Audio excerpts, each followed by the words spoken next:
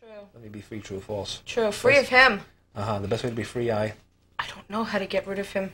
He's followed me through my whole life. Years and years and lives, and he finds me. He finds me. He purposely sets out to find me, and he'll find me again in this lifetime. He wants me. He wants you because he... Still loves me. He thinks he possesses me. And he's not going to let you go. Never. And the only way to get rid of him is... To kill him. And to do that, you would have to... Lose myself.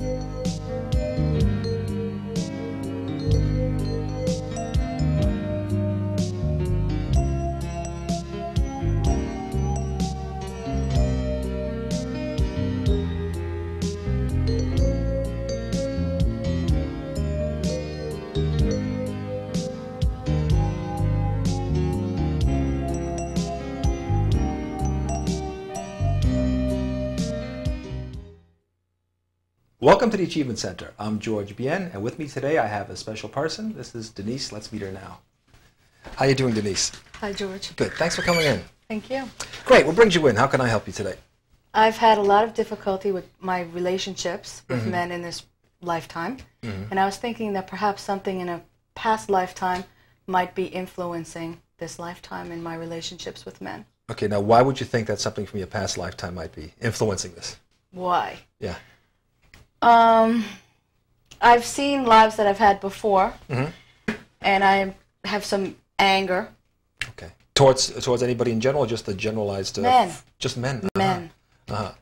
Okay, I'm a man, so hopefully things will be okay here. And I don't know. Does it come out at any specific times? Let's say more so than others, or? My anger? I explode when things aren't going right. Everything has to be perfect, perfect, perfect, perfect. And if I'm not the perfect person, or if it's not the perfect day, I get so angry. So is it anger outside, or is it anger towards you? Maybe? Anger, inward anger. Okay, so you're angry with yourself? All the time. Okay. All the time? A lot of the time. A lot of the time. So the times you're not, yeah. okay, the times you're not angry? No, the time I'm not angry. So there's an anger towards men, you're saying, and there's an inward anger towards yourself. And why would you think you'd be angry at yourself? I don't know. And at men, you're not sure either? No. Okay, has that been going on a long time, or? Since I'm 13, I'm aware of it. Okay, did anything spark it, perhaps? I don't know. But that's as far as I can remember. Okay, it being there. It's not as far as you can remember. Anger. The anger. Yeah. Okay, anything else? That's it. Well, I do have some depression. How long has that been going on? Since also the same time, 13. So 13, huh? 13. And you can't remember anything significant happening I don't remember any significant episode at 13 years old. So in other words, you were, let's say, presumably for lack of a better word, you were okay, right? And all of a sudden you started feeling you were really angry. Angry. And you're feeling depressed. And how was your relationship, let's say, with your folks at the time? At that time? Up to that time it was good, and then I started totally pulling away. Okay. Totally. And I do that with everybody. I want to be close, but I pull away from everybody. Okay, now you're talking about. Still, since 13. So in other words, let's say if you feel you're getting too close. I pull away. You pull away. Completely. Emotionally, physically, completely pull away. And the wall goes up, and I don't let anybody touch me. Okay, now Or something's been coming in, or hurt you. Or hurt me. Okay, we'll go back to that in a second. But it's been in vogue today to talk about this commitment phobia thing. I mean, do you feel that it could have anything to do with that? I can't commit myself to even leaving a book at my job. I can't leave anything of me there. All right. Because if you did... I don't know. Okay. You may be leaving a piece of you? Yeah, I don't know. I'm trying to work on that. Okay. So in other words, you're afraid of leaving something behind, perhaps. It's mine, and I always have to feel like I have to take everything home with me every day. Can't leave any part of me. It's been that way at every job I've ever had. Now, if it's in your house, though, It's mine. It's yours, then it's okay. Yeah. But if it were anything else? Well, I can't leave like clothes in my mother's room or something. I have to take them back and put them in my room. No. Has anybody ever taken anything of yours like that? If you had left it anywhere? I've had friends steal from me. Okay. My whole life. Really? Yeah. And I don't know why. Physical things? Yeah. Okay. Jewelry. Things that were precious to me. My father died. My cousin took his jewelry out of my drawer. It was given to you, in other words, or you were holding on to it? No, it was my father's, and it was given to me when he died. Uh-huh. And she stole it out of my drawer. Just stole it, huh? Did you ever get it back? No. Did you confront her with this? Yeah. They denied it. Are you sure it was her? Yes. She was the only one in the house. Mm-hmm. And when I was young, when I was in high school, all my friends stole from me. Okay, well, that's a good reason why you That's a good reason, but you shouldn't be that with my family. But you're that way with your family, too? Yeah. Okay, so everybody. And they hadn't stolen from you? No. Your immediate family? Never. Interesting, huh? Have you been giving that much thought? I'm working on leaving a part of me at my job. Okay. A part of you meaning it's an item of sorts. Yeah. You say you take everything? Yeah. So as if they were... I go to college, I'm a grad student, and I take my whole entire briefcase, all my books, everything home with me, and drag them back and forth every single day. And has that been like that since you were 13 also? Yeah, or? I won't leave it. I wouldn't even leave stuff in my locker at school. But since 13? 13. Not 12? No, 13. Okay, that magic number. Yeah. Interesting, interesting. And you can't think of anything significant that may have happened then? Mm-mm. Uh-huh. What about in school? Any things were going on at school at that time? Mm-mm. All of a sudden, there was this immediate change? Mm-hmm. Now, let's say, are you able to share something with someone? Did I have friends? Yeah. I always had one close friend, and then other girls that I would hang around with, but wasn't very close with, like more hangout friends. But always one close friend. Now, what about this person? You say if you get too close, you pull away. Now, with this person, you don't feel that, or? Oh, at that time? At that time. Oh, I always held back part of myself from, yeah. I never had somebody where I would tell anything to. Anything to? You mean secrets? Yeah. Share things. What about as a kid? As a child? You wouldn't share things because they'll hold it against you. Okay. I feel like people will use it against you. So in other words, you feel as though people are out to get you? No, not to get you. Why would they? Why would they want to hold it as ammunition? So is it they're ready with it? I don't know. If people, I don't like people, then they know you. And if they knew you, if they really knew who the true Denise was, then what? I don't know. You think they still like you? I don't know. I don't know who I really am. Okay, you don't know who you really are. Had there been a time when, let's say, a lot of people don't know exactly who they are. I'm all different. Everybody, I think, is all different. Everybody's multiple to some degree. Right. When I'm with my sister, I'm one way. When I'm with my friends, I'm another way. So, I think we're all different personalities. But if I were to ask you right now, who, let's say, Denise is, like, what are her passions in life? What? Music. Okay, music. Are you a musician? No. Okay, you just like music. I like music. I took guitar lessons for about 4 years. Yeah. But I'm not good. But you're not good? No. What else had you done that you have any passions for? I mean, you're studying now. You're studying psychology. Okay. Do you have a passion for that? I love it. Okay. You want to help those in need? A lot of them out there. Yeah. Any other passions? No. That's also a problem that I have. I don't feel strongly about anything. And had you? Is this also since 13? Yeah, it's like if I feel interesting that my childhood, my mother said, was great. I was pretty happy. Your mother said? Yeah, she said I was always playing with friends, and then she said I changed. Just like that. She didn't say it was gradual. No. And nothing significant. What about people you were playing around with? Let's say the kids in the neighborhood. Well, we moved a lot. Oh, okay. Did anybody scare you at any given time? No. I was the bully. You were the bully? Yeah. You beat up people? Yeah, I did. You don't beat up people now? No. Okay, good. I just want to be sure. When I was little.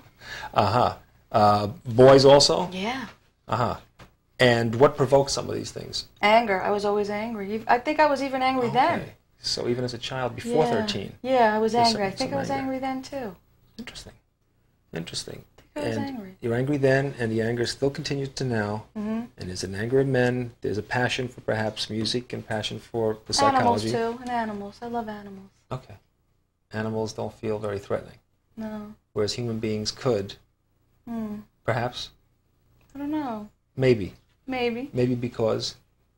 They can hurt you. Okay, maybe because they can hurt you. In what way do you think? When you love somebody, you're very vulnerable. You're very open.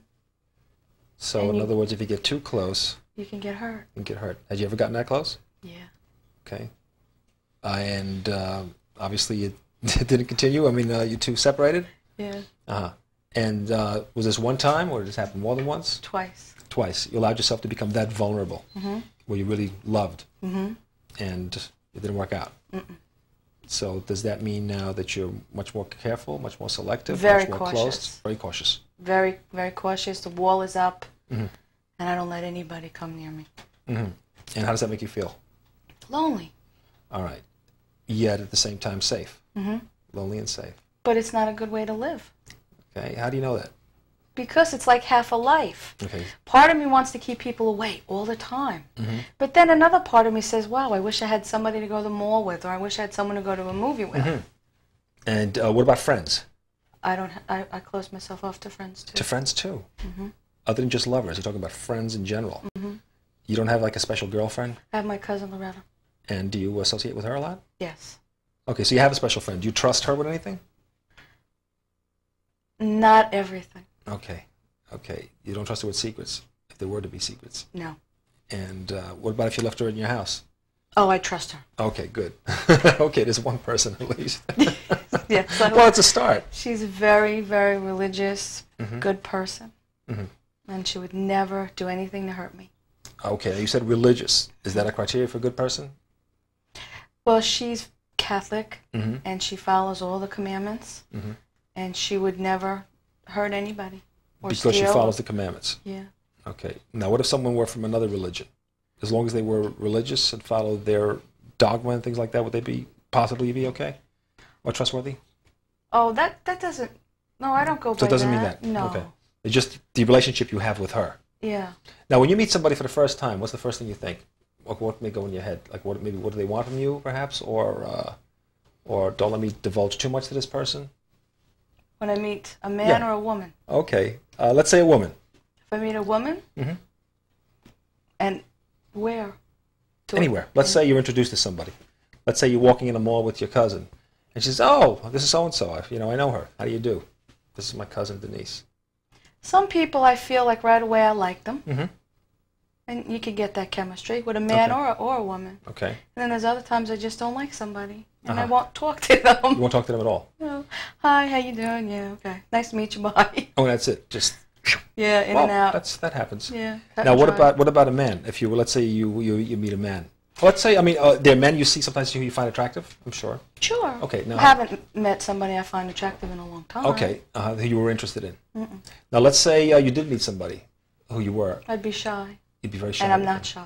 And you're normally not shy. Right. If I was to meet, I work in a medical office, and if somebody was to come in and I had no interest in whatsoever, I could be very talkative and very friendly. But if I had an interest in him, I can't. Okay, you close down. Because? Shy. I get very shy. Okay, now is it fear of looking silly, looking ridiculous, saying the wrong thing? Because you said, you feel like you want to do things perfectly? Yeah. Okay, so... But I traced that back to my mother, and she said that she always said I had to be perfect when I left the house, and my hair had to be perfect. And I said, well, I feel that still embedded in my psyche now. I have to be perfect, perfect, perfect. And she said she's sorry, but she did that to me. Okay, she apologized to you for that. Yes. All right, but still you say it's embedded in your psyche. Yeah, I'm trying to get rid of it. Okay, now do you think, are you angry about that it's in there? Yes. Okay. I am, but I'm trying to overcome it. So I'm doing some behavioral techniques. Okay. Leaving the house with my hair all messy. Okay. And saying that nobody cares. And it works, but you feel self-conscious. I still feel self-conscious when I do it. How messy. I know. Yeah, I know. They wanted me to have my lipstick smeared and have my hair all messy. And I said, I can't have my lipstick smeared, but I'll have my hair messy a little bit. And I guess the first time probably felt pretty funky, but Yeah. after that, you getting into it? I'm okay. I Okay. can do it. Mm-hmm. Like today, I left the house like that, and I was okay. You look like you combed your hair today. I mean, I did. okay, But good. this afternoon. Oh, this afternoon. You know what I mean? Now, this is not messy, I hope. No. So this is messy, boy. I like to see what perfect is. This is a little messy. Okay, this is? Okay, well. But you think that's holding you back then? Yeah. Yeah, that need for perfectionism. See, perfectionism is a curse, actually, because perfectionist puts the goal here. Exactly. I do Always that out to of reach. myself with everything. I have to get an A, or else I'm so disappointed. I'm very upset with myself. Okay. I have to always feel I have to look just right. My clothes have to be perfect. I'm not that way with anything else, though. My room's a mess, Okay. and I don't care. Uh-huh. Your room's a mess, you don't care, but No. you have to look perfect. And do you feel that people are evaluating you? Yeah, my food has to be perfect. As I cook. I love to cook. So that's a passion, cooking. Okay, well, that's the third one. Right, yeah, that's a passion. And when I cook, I get very upset if something doesn't come out right. I feel like it's a reflection on me. Okay. So if you don't do something perfectly, it's a reflection of you. It makes you less than adequate. Perfect, yes, right. Because perfect to you, adequate is perfect. And nothing less than that. Right. Interesting. Okay. Anything else you want to share? Or That's is it. that like, that's quite a bit there, huh? Yeah, that's enough. That's enough for a couple hours. That's enough. Okay, great. Now, hypnosis is a natural state of mind. It's not something that's artificial. It's something people go in and out of all day long. Right. You were saying something to me before we did this, let's say, a session about a spiral, that you had an Right. experience with a spiral. And you were hypnotized with a spiral and it had no effect on you or None. something? Okay. No effect. I didn't feel that it did anything. I didn't feel like I went into any kind of altered state of consciousness. Do you meditate? Sometimes. Okay, you able to get yourself in that kind of state? And then I usually fall asleep, though. I don't wake back up. Okay, It's so usually at night. okay, you fall asleep and you go into a natural sleep. Yes. Well, that's the biggest danger of hypnosis too. You might fall asleep. So I may have to wake you up today. Okay. I don't think so. Well, hypnosis, like I said, is a natural state of mind. It can be done with that spiral. Actually, there are people who utilize that. We're not going to do that here today. It's an inward, in other words, focus. That's really what it is. And it's a question of allowing the imagination to take over. When I say the imagination, I'm talking about imagery, really going. Now, for some people, it can be visual. Some people can be very, very auditory-oriented. Some people can be feeling-oriented. And most of us have a combination of the three, but we may, let's say, have one that's perhaps more dominant. Are you very visual more, or are you more Auditory. You're more I love auditory. music. Yeah. You love to listen to Yeah. things. Okay, well, we have no music going on for you today, so I may have to sing. That'll get you out of any state, or put you in a state that you'll want to get out of. But the thing is, you can rely on. Can you see with your eyes closed? Okay, you can visualize things. So the thing is, is there any scenery that you enjoy more than others? The beach. Okay, the beach. The beach, specifically the beach. Boom. That's the one. If I were to beach. say one, and what else? Tropical. Trees. Lush flowers. Okay. Like a Hawaii scene. Okay. Something like that. Or the beach. Seeing the ocean. Great. What I'm going to have you do is this. I'm going to have you just close your eyes for a minute. Just close your eyes for a minute, and I'm going to have you just focus on your hands. Just focus on your hands right now.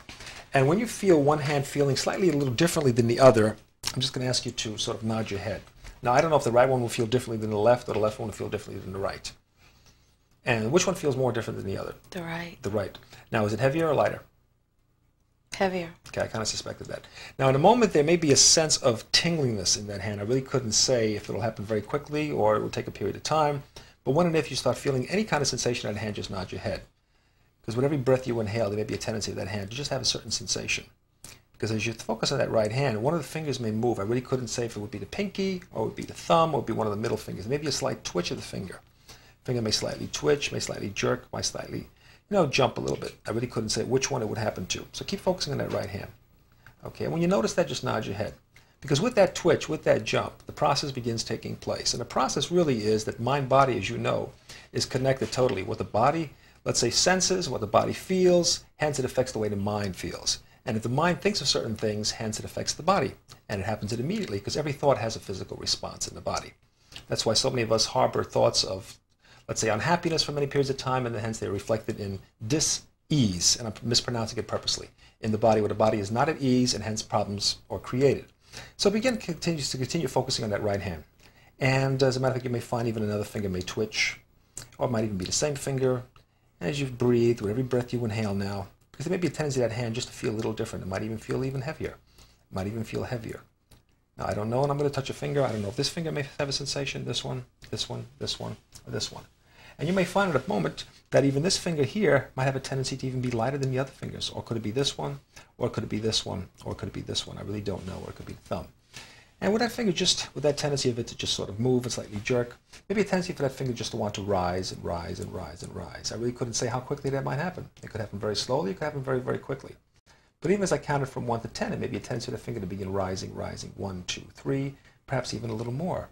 Number 4, number 5, number 6, with every breath, another breath, another breath, another breath, another breath. Because after all, breathing is what gives us life. And with every breath you inhale, it may be a tendency for the finger to get lighter and lighter and lighter. Another breath and another breath. When you're aware of these sensations, just nod your head.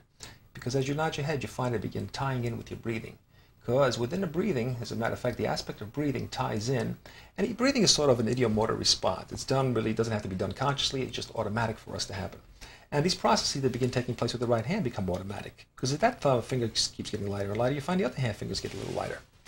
And they get lighter and lighter and lighter. As a matter of fact, as I count from 1 to 10, it begins getting lighter and lighter and lighter. 1, 2, 3, even lighter and lighter.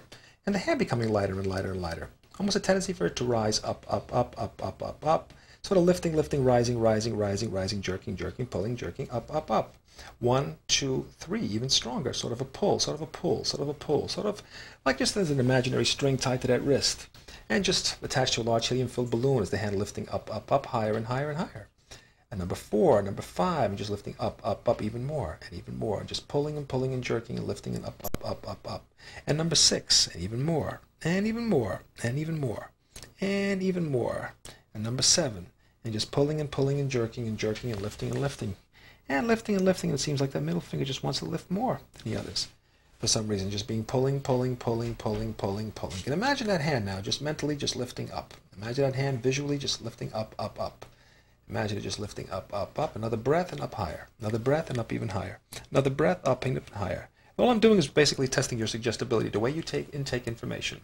Another breath and even higher. Another breath and even higher. Lifting, rising, rising, lifting, lifting, rising, rising, lifting, lifting, rising, up, up, up, higher and higher and higher. Higher and higher and higher, up, up, up, even more, and even more and even more. And lifting and rising, rising and lifting, lifting and rising even more. And up, up, up, even more and even more and even more and even more. And lifting and rising and pulling and jerking, even up, up, up, even more. And sort of turning in towards the head. And pulling in, turning in towards the head. Pulling up, up, up, and turning towards the head. Pulling up, up, up, and turning towards the head. Pulling up, up, up, and turning towards the head. And the head sort of being pulled down towards the hand. Sort of a magnet on the head and a magnet on the hand. Imaginary magnets just pulling towards each other. An imaginary magnet on the head, an imaginary magnet on the hand. And make a silent decision. Is the attraction stronger from the head to the hand? Or is it stronger from the hand to the head? As they pull in, pull in, pull in. Because the more you think about the hand pulling in towards the head, the more the head wants to seem to pull in towards the hand. And the more you think about the head pulling in towards the hand, the more the hand seems to pull in towards the head. And just pulling and pulling and pulling and pulling and pulling. Another breath, another breath. Head pulling down, hand pulling up. Head pulling down, hand pulling up. Head pulling down, hand pulling up. Maybe a tendency to swallow. And it just takes you deeper into inner self, deeper into inner focus, deeper into inner realizations. And all it is just a question of allowing the mind to take place, the mind to take and do its special work. The inner creative mind is subconscious, subconscious, superconscious, whatever you choose to call it, subconscious, unconscious, or superconscious. The hand continues pulling towards the head, pulling and pulling in, head towards the hand, head towards the hand, head towards the hand, head towards the hand, hand towards the head, hand towards the head, head towards the hand, and pulling and jerking and jerking and jerking and pulling even closer now, and even closer. Attraction getting stronger and stronger. And stronger and stronger and closer and closer and stronger and stronger and closer and closer. Just like this magnet's getting stronger and stronger and stronger and stronger. And pulling it, head pulling down, head pulling down, head pulling down and pulling down and pulling down and pulling down and pulling down towards that hand. Hand pulling up towards the head pulling down towards the hand and closer and almost touching. When you have skin contact, you reach the peak of your suggestibility right then and there. When you have skin contact, you reach the peak of your suggestibility right then and there. Pulling in towards the head. And pulling in and pulling in and pulling in and pulling in and pulling in and pulling in and touching and touching and touching and touching and touching. And if you feel that hand, Denise, pushing in towards your head, I want you to nod your head. Okay, I'm going to suggest to you the hand is stuck to your head. You may want to try to pull it away, but the harder you try to pull it away, the more it pushes in. Try to pull it away, it pushes in even more. So give a good try to pull the hand away, it pushes in even more towards the head. Sort of stuck like glue, pushing in and pushing in. The harder you try to pull it away, the more it pushes in. The harder you try to pull it away, the more it pushes in. Just pushing in, stuck like glue, stuck like glue, stuck like glue, stuck like glue. Okay, what I'm going to do is I'm going to release the hand. As I release the hand, just allow yourself the pleasure of going deeper into relaxation. As I release the hand, just deeper into relaxation. And I want you to begin focusing on your breathing. And with the breathing, I want you to sort of breathe in through the nose and breathe out through the mouth, like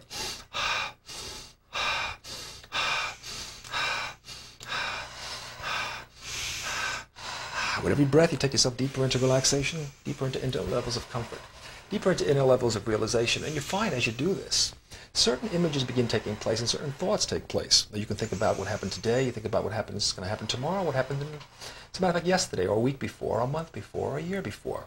You think about coming here even for the session. You think about different experiences that you had as you continue breathing. Sort of more rhythmic and keeping it rhythmic. As you find mind, body. As a matter of fact, when you talk about the mind is certainly not the brain. See, the brain is simply an organ that resides within the confines of our skulls. But the mind is a synergistic result of all our energies, mental, physical, and spiritual. And even as you continue breathing, just allow yourself to sort of drift to an imagery, perhaps an imagery of a nice beach, a nice, wonderful, warm beach. Sun shining, warm beach. Just relaxing. And I mean, you could be on a blanket, you could be on a towel, you could be in the sand. And even as you look around, there's certain things you may see, certain people you may experience. And as a matter of fact, even certain sensations may take place. Maybe a sensation of warmth, maybe a sensation of comfort, and perhaps it's a very, very hot day. But there could be a breeze even. I mean, who knows? Sometimes on these wonderful warm days, there are wonderful breezes that take place. Because even as you breathe right now, Denise, even as you breathe right now, you find that certain sensations begin taking place. Certain sensations begin taking place in your body.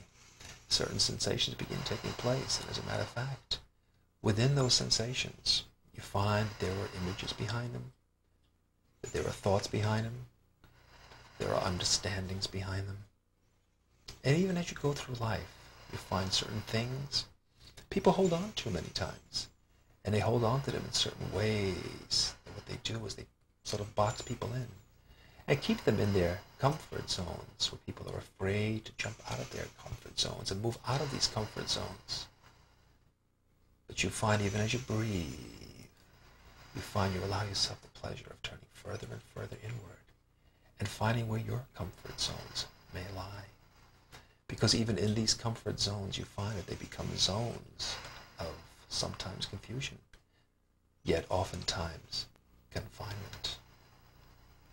I'm going to begin counting from 10 down to number 1. And every number I count down, allow yourself the pleasure of turning further and further inward. And allow any thoughts that come into your mind to simply blend with the sound of my voice. And allow that too to take you further and further into inner awareness. And number 10. And number 9.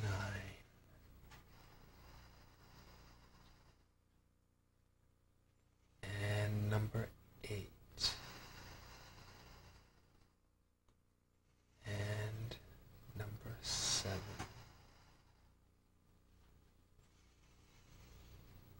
Number 6. Number 5.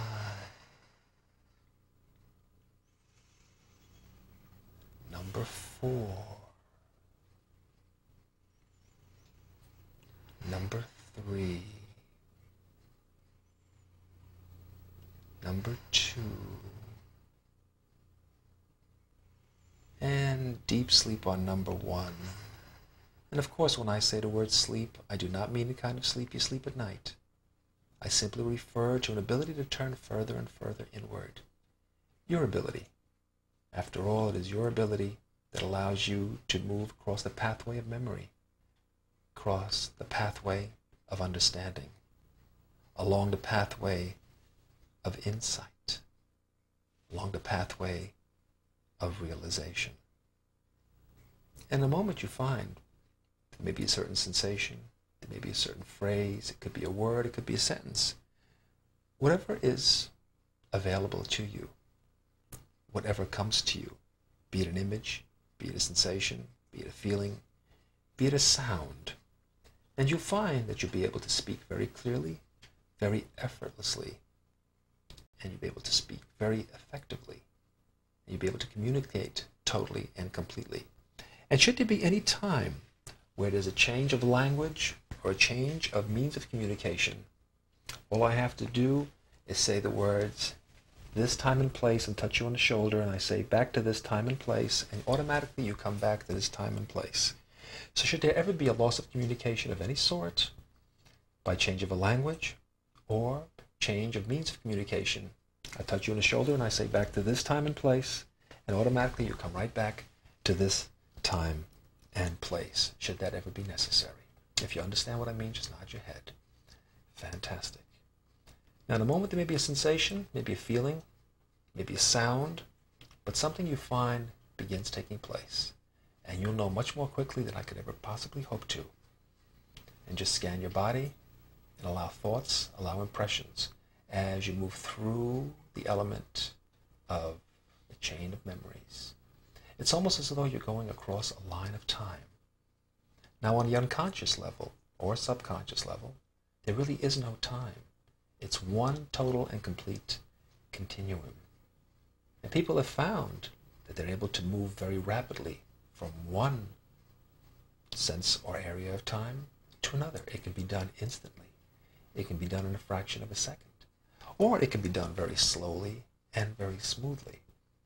But the primary directive of the inner creative mind, the subconscious, superconscious, unconscious, whatever we choose to call it, is simply to make information available to us and to please us.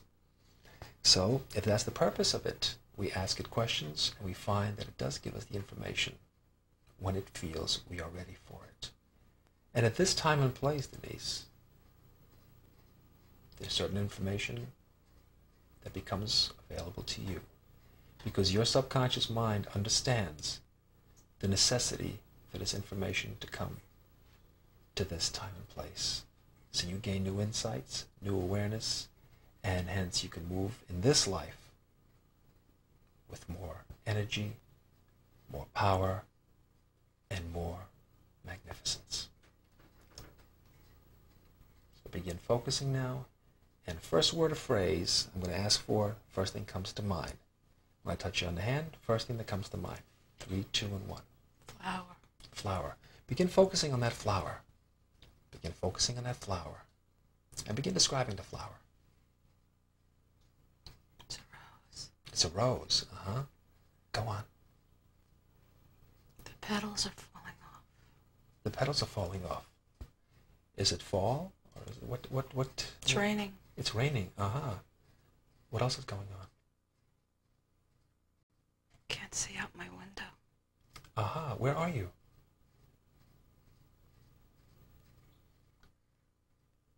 I think I'm in my bedroom. What's going on? It's raining. Are you alone? Mm-hmm.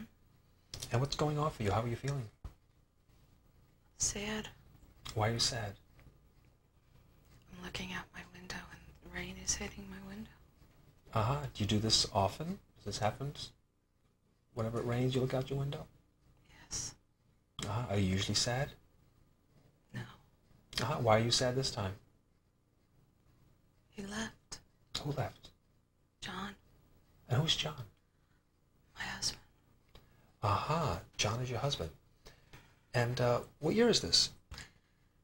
1853. 1853. And what are you wearing?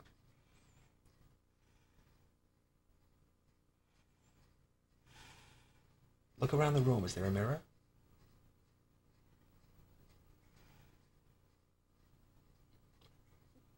Why did John leave? He took a boat. Where was he going?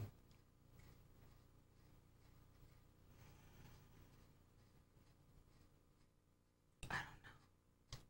Did he tell you he was leaving? No. So he didn't tell you he was leaving, he just left. Mm-hmm. And you're very sad. How long were you with John?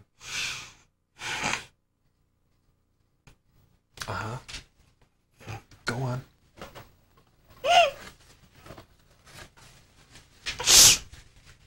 Feeling very sad? Do you have any children? No. Were you married a long time to John? 8 years. Why do you think he left? He didn't love me anymore. Did he tell you this? Yes. It's very painful. Uh-huh. What I want you to do is go into the feelings of your body. And where are you feeling the pain? It hurts. Does it hurt somewhere more than another place? In my heart, yeah. In your heart? What else is happening? Just looking out the window. 1854? No. When? 1853. 1853. And what is your name? Anna. Anna. I'm just going to touch your eyes. Your name is Anna. And what do you do? I knit. You knit. And what did John do? I think he was a lumberjack. A lumberjack. And so you just took off. Did you expect this? No. So you're really surprised, aren't you? Yes. Okay, move ahead a few days. 1, 2, 3 days. What's going on? I'm sitting on my front porch. Still feeling sad? Yes. Missing John? Yes. And how old are you there? 23. 23. And John was how old? 26. 26. And you're missing John? Yes. Still 1853? Yes. Is anybody with you or are you alone?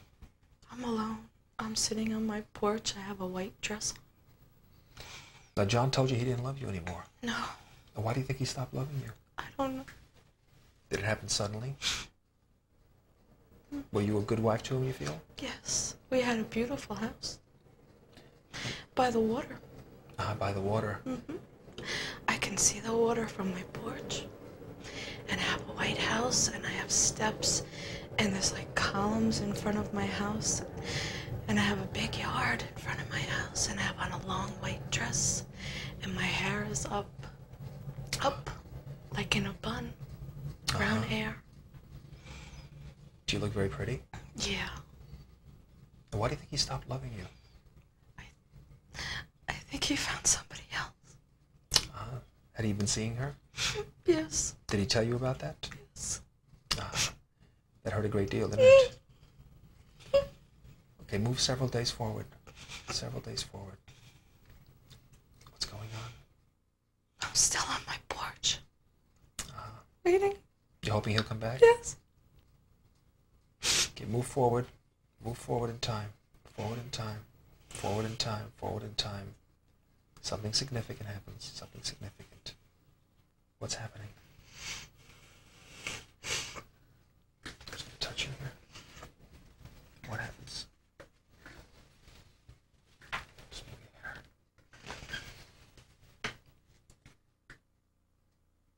What's happening to you? I see swings. Your name is still Anna?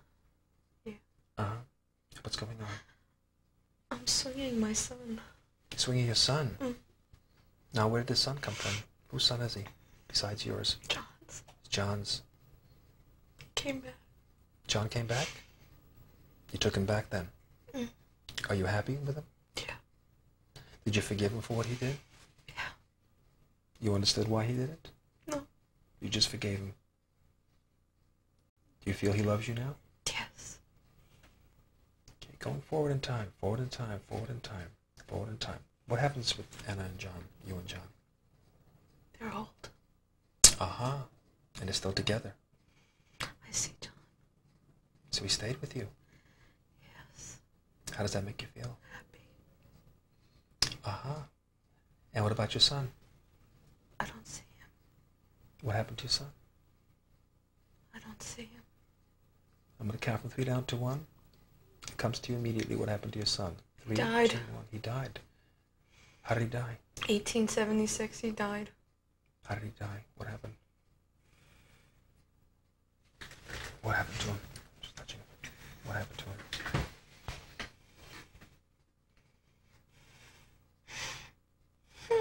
I'm going to count from 3 down to 1. You're going to be there. 3, 2, and 1. What's your son's name?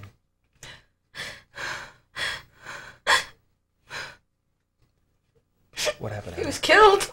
Who killed him? I don't know. He was just killed? Did you find him dead? Yes, in the woods. You found him? Yes. Okay. Let it fade. Let it fade and just relax. Let it fade and just relax. I'm just going to touch you. Let it fade and just relax. Let it fade and just relax. So Anna and John don't have any more children? No. But they're happy with each other? Yes. But naturally they miss their son? Yeah. David. David was his name? Mm-hmm. Very sad about that. Yeah. I'm going to count from 3 down to 1. And what happens is you find that you're at the point of where you're passing on through that existence. 3, 2, and 1. What happens?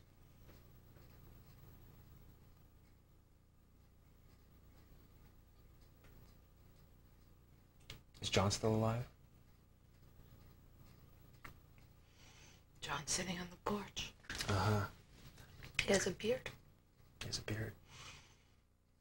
And what's happening to you? Watching him. You love him? Mm-hmm. Yeah. As soon as I touch you, you're at the point of transition from the physical plane. Point of transition. Does John still live? Yes. What's going on?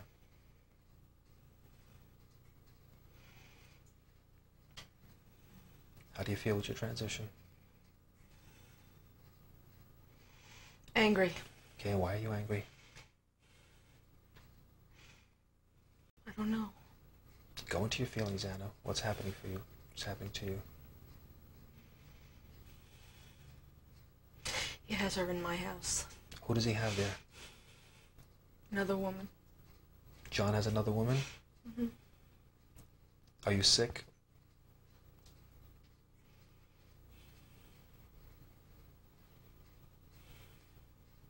How are you feeling? Sad. Angry. Sad and angry. Is there pain? Stomach.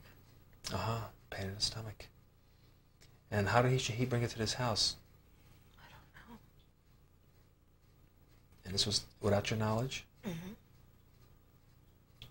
Okay, I'm going to count from 3 down to 1, and you just see exactly what happens. 3, 2, and 1. What happens?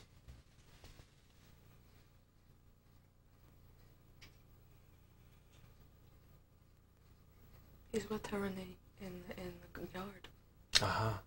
And where are you? She's young. She's young. Younger than you. Mm-hmm. And where are you? In the house. So, the two of you are living there? Mm-hmm. I think she's the maid. I'm going to count from 3 down to 1. It becomes clear to you. 3, 2, and 1. Who is she? My cousin. And how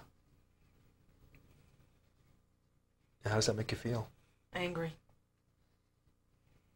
He's sleeping with her in the house. And you're staying in the same house? Mm-hmm. Do you say anything to him? No. Why not? I don't want to lose him. So better share him than lose him. Yes. Is he sleeping with you also?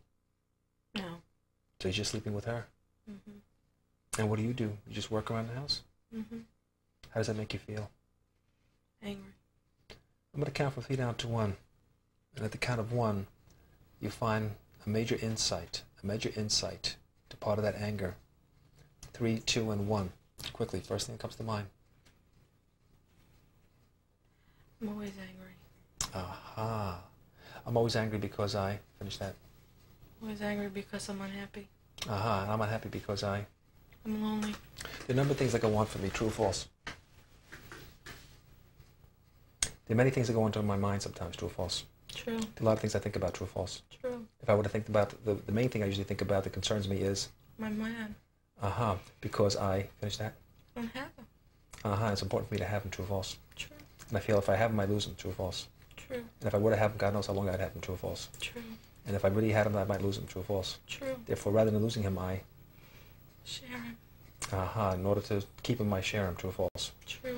By sharing him, I lose part of myself. Then I feel about myself. I'm an idiot.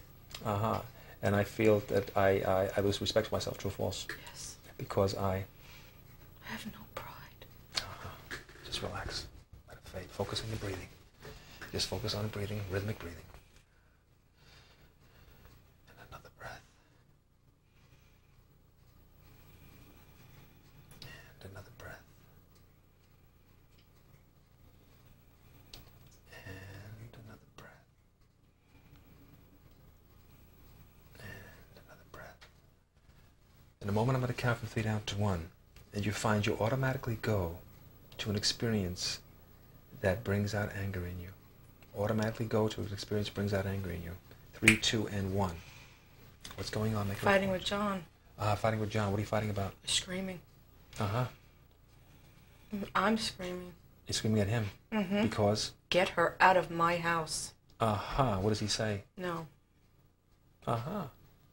Now, is it your house? Is it his house? He called me a piddly, stupid little woman. Is that what he said? Mm-hmm. How did it make you feel? Angry. Now, what else do you say to him? I'm crying. Okay, I'm going to count from 3 down to 1. I want you to be there. Make a report. 3, 2, and 1. Be there. Make a report. What's going on? I'm yelling. What are you saying? Get her out of my house. You don't love me anymore. Does he get her out of the house? No. What does he do? He blows me off like I'm an idiot. He waves his hand in the air and calls me a piddly, stupid little woman. He's standing in front of the china closet. There's a china closet on the wall, and I see a table, and I see it's a wooden table, and I see a blue and white tablecloth to match. It looks like wallpaper on the walls. We have a beautiful house. Beautiful house. But what about your husband? He's nasty. Has he always been nasty? No. It just came out now because of her, you think? I think so. He left me though once, you know. Yes, I know. So what happens? I'm angry at him all the time now. All the time. All the time. I'm very unhappy all the time now. Unhappy, angry, I wish I was dead. I wish I was dead. I don't want to live this way anymore. Unhappy, angry, you have him, yet you still feel lonely. True or false? True. Yeah, even though you have him. Because you feel that part of yourself is gone too. Gone. Yeah. I'm going to count from 3 down to 1. And it comes to the point where this relationship sort of comes to the point where you two have to go your own way. Be it through whatever experience it goes through. 3, 2, and 1. What happens? I'm dead. How did you die? I did it. You killed yourself? Yes. You couldn't take it anymore? No. How does that make you feel? I lost my son. I'm so lonely. You lost your son. What else did you lose? You lost yourself? You feel? Wasting away. And you lost John anyway. He wants her. He wants Catherine. He wants Catherine. Doesn't want you. No. There's no place for you anymore. No. Okay, let that fade. Just relax. Just go into your breathing. Let it fade and go into your breathing. Let it fade and go into your breathing. Let it fade and go into your breathing. Another breath. And another breath. I'm just going to touch you here.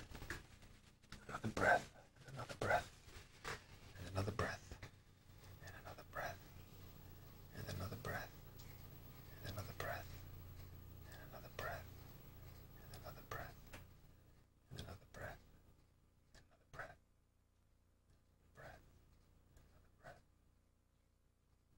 What's going to happen now is you're going to be sensing something. And it could be something nice and pleasant, or it could be something else. But at the moment you'll know exactly what it is. You'll know much more quickly than I can hope to know. I'm just going to touch you. 3, 2, 1. What are you sensing? Free. You feel free? It's a good feeling.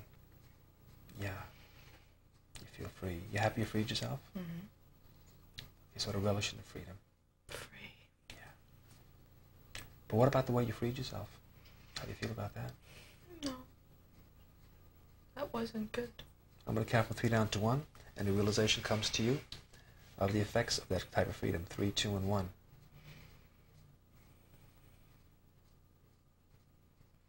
The effects of taking your life. Ivana taking her life. Ivana taking her life. Ivana taking her life. Of John not being there, of John wanting Catherine. Of losing David. He didn't care. He didn't care, did he? Didn't even care. It was his son. He didn't care that I died. He didn't care that you died. Mm-mm. They laughed. They thought it was funny. Mm-hmm. How does that make you feel? I don't care now. Because now you're free. Okay, what I want you to do is just now imagine floating. Just imagine floating. Imagine floating, floating, floating, sort of forward or backwards, whichever direction you choose. Imagine just floating, floating, free, free, free. Floating, floating, free, free, free. But in a few minutes, you're going to find something's going to happen. And you find yourself in another situation. Sort of like walking in through a mirror, or walking in through a series of rooms and picking a door, and whichever door that might be, and what lies beyond that door, very significant for your understanding. I'm going to count from 3 down to 1, and you find it begins happening. 3, 2, and 1. Get me out. Where are you? There's lions. Get me out. What's going on? Make a report. They're gonna get me. The lions? Where are you? Look around. What's going on? What kind of place is this? I'm in a pit. You're in a pit. Now, who put you in there? How'd you get in there? Look at your feet. What are you wearing? Sandals. You're wearing sandals. What else are you wearing?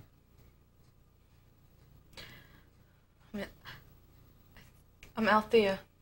Where? They're getting me out. Okay, who's getting you out? Who's doing this? A man. It's Michael. It's Michael. And explain the significance of Michael. Michael's my lover. And is he freeing you? Yes. He just wanted to scare me. He put you in there? Mm-hmm. And who is he? What does he do? He's the Count. The Count? And why do he want to scare you like this? He's a sadist. And how do you feel about Michael? He's your lover. I hate him. And why do you stay being his lover? Because I love him. So you love him and you hate him at the same time.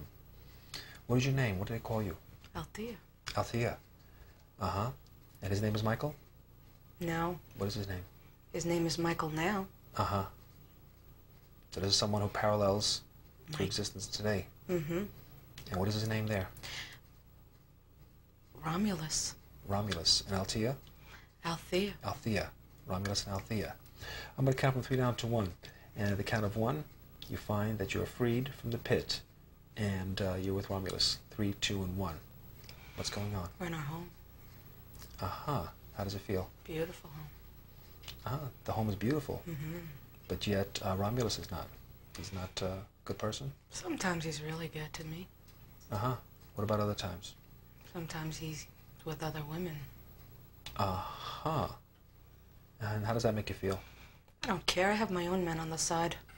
Are you married to him? Yes. So do you two have an agreement? No. He thinks I'm stupid and I don't know what he's doing, but I know what he's doing. How do you know what he's doing? I see him. He's in the corner letting her feed him grapes right now. How does that make you feel? I'll be with Johnny tonight. Do you do this to get him back? Do you really want to be with Johnny tonight? No. You just do it because? I love him. And he hurts you? So actually, do you care or you really care? You don't care? I care. You care a lot, don't you? And it hurts a lot, doesn't it? But he continues to do it. And he's looking at me, and he's laughing. But I don't care.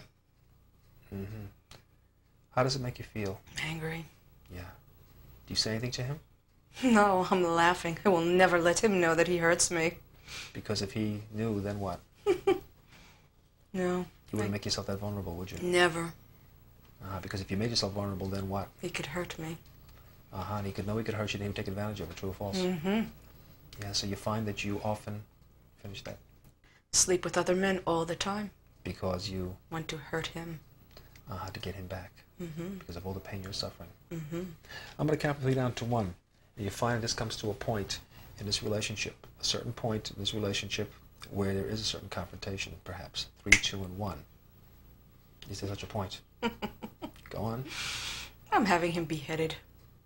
Measly little peon man. You have the power to do this? How is it that you have the power to do this? I'm the princess. Did you marry someone else or through him? No. I am. How did this happen? I'm the Princess Althea. I see. And go on. I'm the Princess Althea of...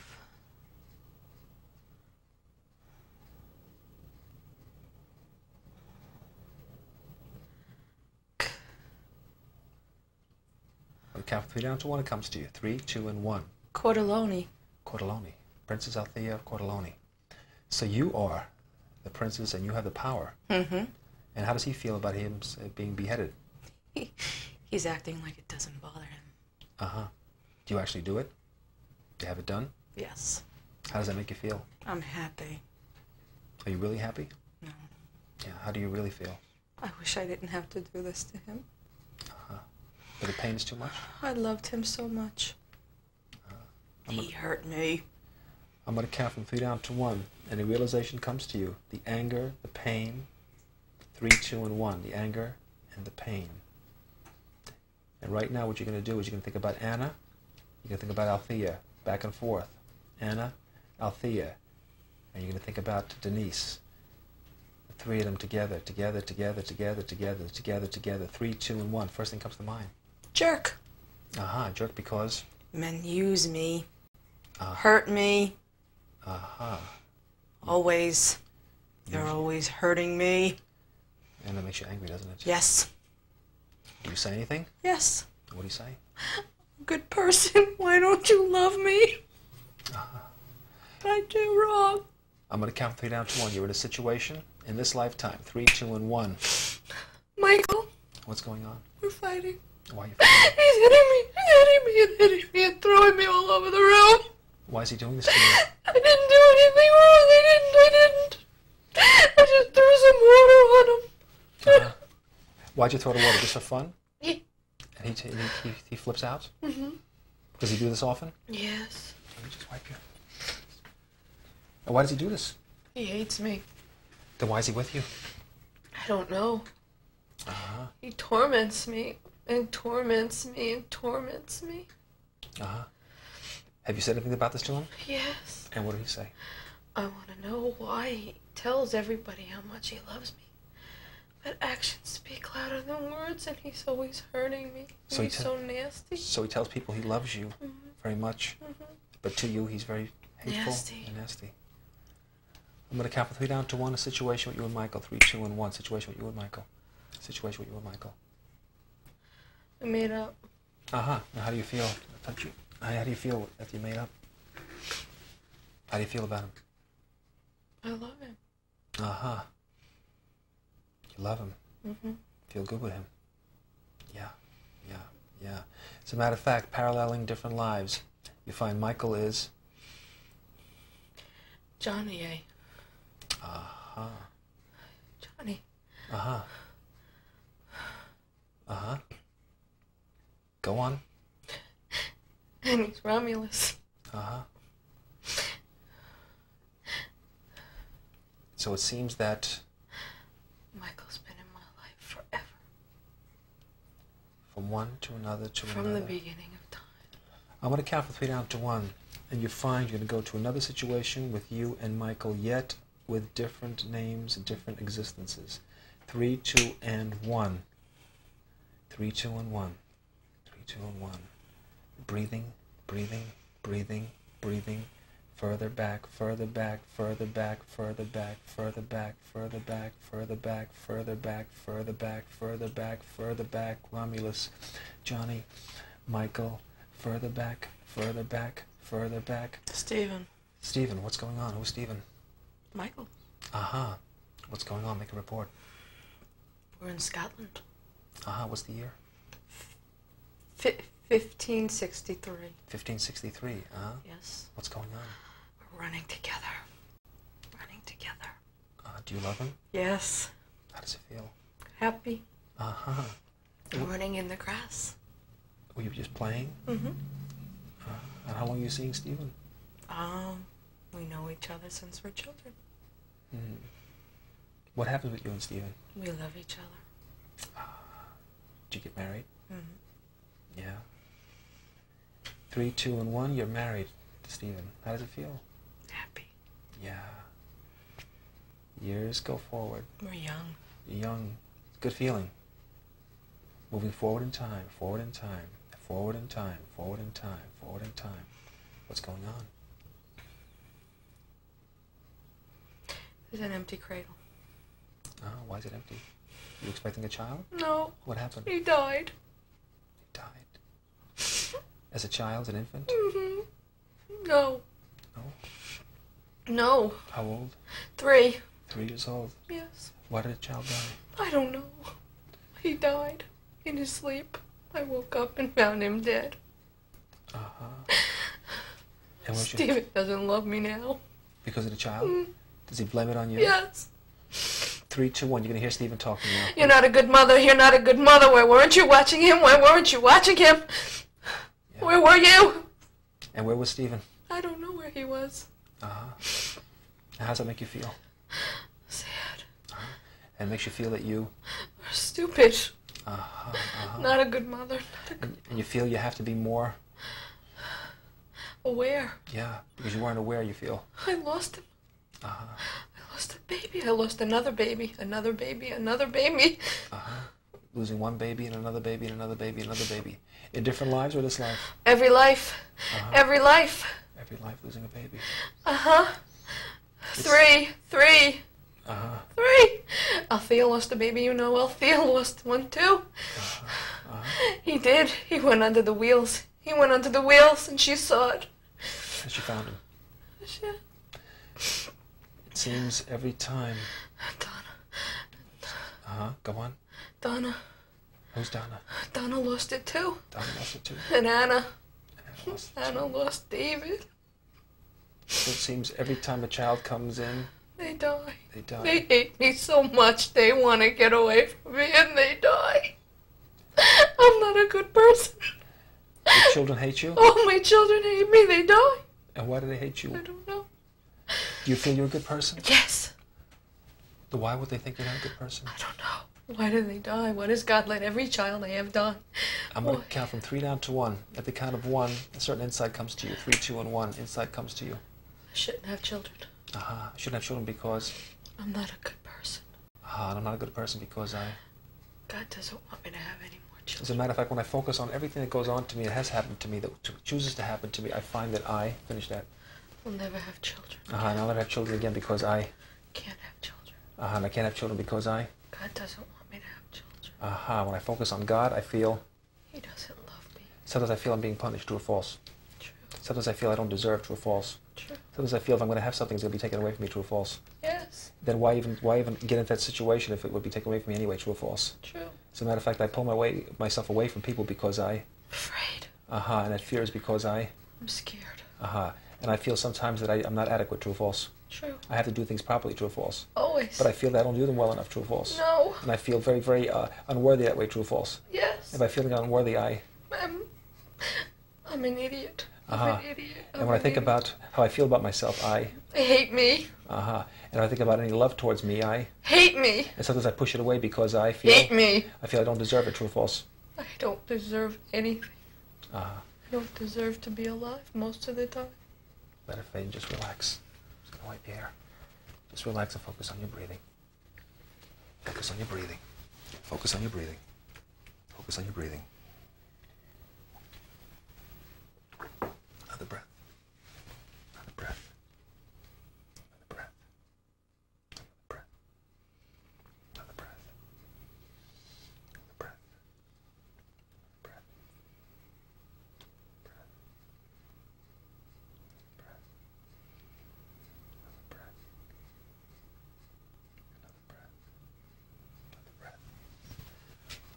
3 down to 1, the count of 1.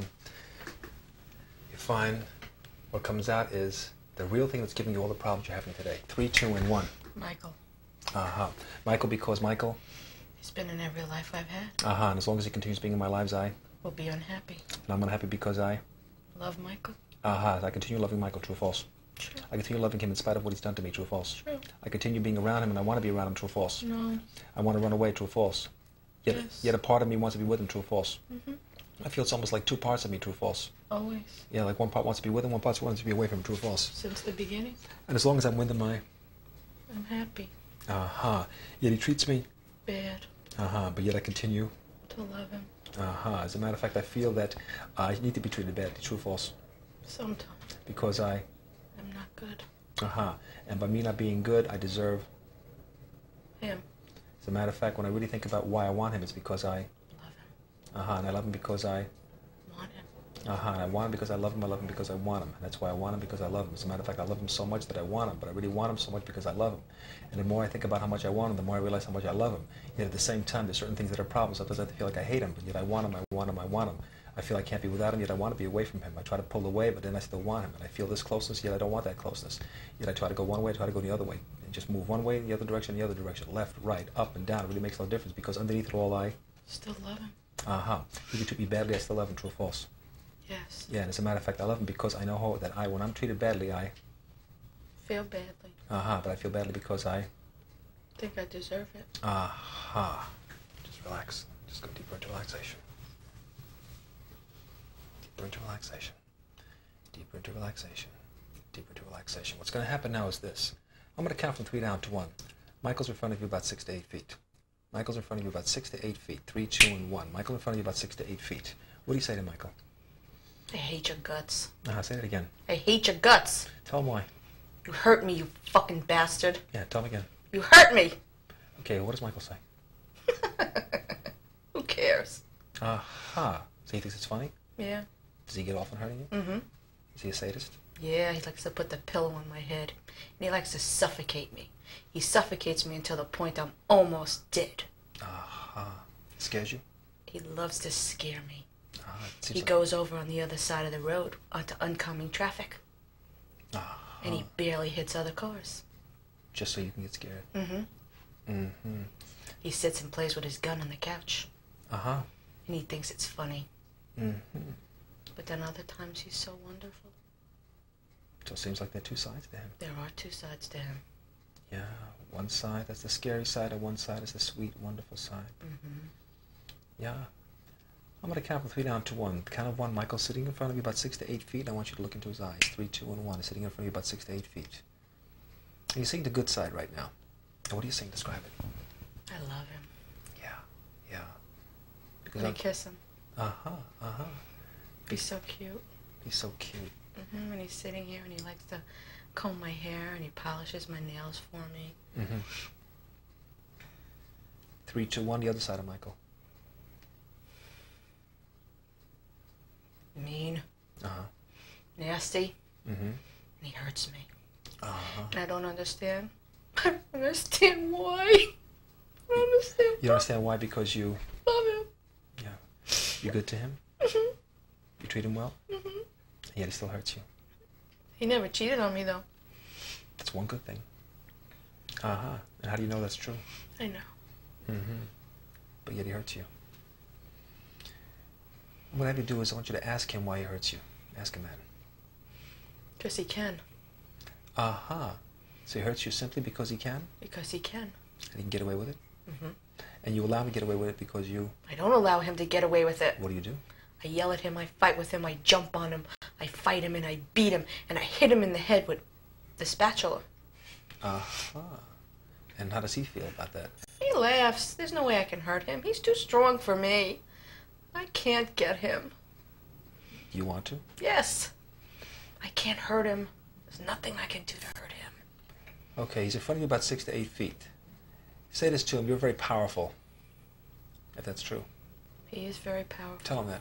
You're very powerful. And it doesn't seem like there's anything I can do to really hurt you. There's nothing I can do to hurt you. But if I could, I would. If I could, I would. And what I'd like to do to hurt you would be... punch you in your face and kick you in your balls. Have you ever done that? I tried. He knows karate. He flipped me. He flipped you. I'm going to count from 3 down to 1. And the count of 1, Michael's going to say something to you. 3, 2, and 1. What does he say to you? I love you. Do you believe him? Yeah. Then why does he treat you that way? I don't know. He's crazy. He's got to be crazy. To treat you that way? Sometimes everything is so good. And he's my best buddy in the whole world. And then he just turns on you. When you least expect it. And you get so scared. I'm going to count from 3 down to 1. And when I reach the number 1, you're going to find the reason that you take this abuse. 3, 2, and 1. I'm an idiot. You expect? Nothing. And as long as you continue expecting nothing, you? Get nothing. And by getting nothing, you continue?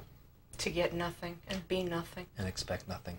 So it seems like it continues viciously, around and around and around and around. Get nothing, expect nothing, get nothing, expect nothing, because I get nothing. Around and around and around, and I pull more of that towards me. True or false? Always. Yeah. Always and always, because I... Expect nothing. I expect nothing because I feel like I deserve nothing. Right. And as long as I feel I deserve nothing, then Just I get nothing. doesn't love me. And if I were to pick one area where I perhaps might deserve something, it would be? I'd be a good mother. Yeah.